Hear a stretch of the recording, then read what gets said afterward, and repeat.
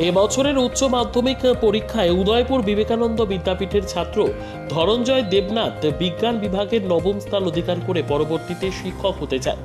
ধনঞ্জয় দেবনাথ বাড়ি সিপাহীজলার নলছর রাজীবনগর এলাকায়। বাবা খোকন দেবনাথ পেশায় পঞ্চায়েত কর্মচারী। ধনঞ্জয় মাধ্যমিক পরীক্ষা দেবার পর ভালো ফলাফলের জন্য উদয়পুর বিবেকানন্দ বিদ্যাপীঠ স্কুলে ভর্তি হয় একাদশ শ্রেণীতে। উদয়পুরে একটি ভাড়া বাড়ি থেকে পড়াশোনা করত। তার গৃহশিক্ষক ছিল 6 জন। প্রতিদিন 8 থেকে 9 ঘন্টা পড়াশোনা করত।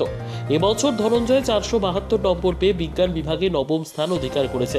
ধনঞ্জয় এক সাক্ষাৎকারে জানায়, উচ্চ মাধ্যমিক পরীক্ষায় ভালো ফল করবে এটা ধারণা ছিল। এখন সে আগরতলাতে ফিজিক্স অনার্স নিয়ে পড়তে চায়। পড়াশোনা করে উচ্চ শিক্ষিত হতে চায়।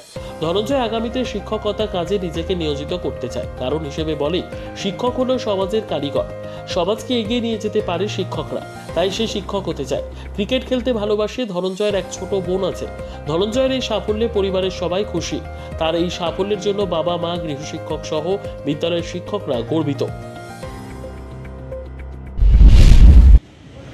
কি নাম তোমার?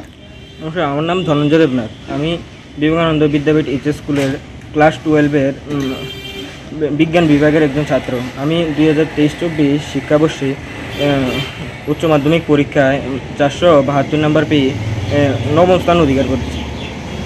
কজন গৃহশিক্ষক ছিল তোমার? গৃহশিক্ষক কজন ছিল তোমার? আমার 6 জন ছিল। বাবা কি করে? বাবা পঞ্চায়েত কর্মচারী, লেখা কর্মচারী। কোথায় বাড়ি তোমার?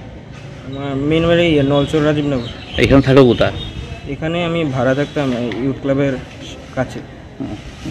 কোন সাল থেকে তুমি বিবেকানন্দ বিদ্যাপীঠ স্কুলে পড়াশোনা করছো? আমি ক্লাস 11 থেকে 2022 থেকে। এখন তুমি কি পড়তে চাও? এখন আমি ফিজিক্সটা ভালো লাগে, যেন ফিজিক্স অনার্স করে পরবর্তী পড়াশোনা করতে চাই। কোথায় ভর্তি হবে? আশা আগরতলা। আগরতলা। তোমার কয় ভাই কো বোন? এক ভাই এক বোন। তুমি বড়? তুমি প্রতিদিন কত ঘন্টা করে পড়াশোনা করতে? দৈনিক 8-9 ঘন্টা পড়াশোনা করো। কজন গৃহশিক্ষক ছিল? 6 জন। 6 জন গৃহশিক্ষক ছিল তোমার।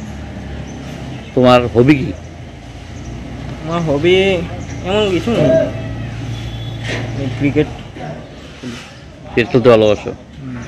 বড় হয়ে কি হতে চাও তুমি? বড় হয়ে শিক্ষক হতে চাই। কেন শিক্ষকতা বেছে নিলে তুমি?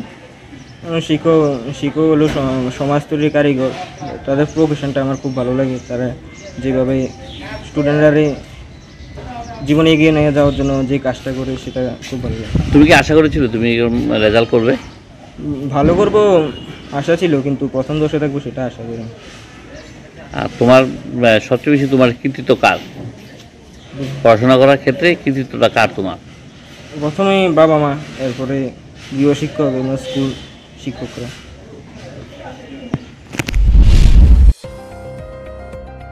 নিজস্ব প্রতিনিধির রিপোর্ট, দুরন্ত টিভি।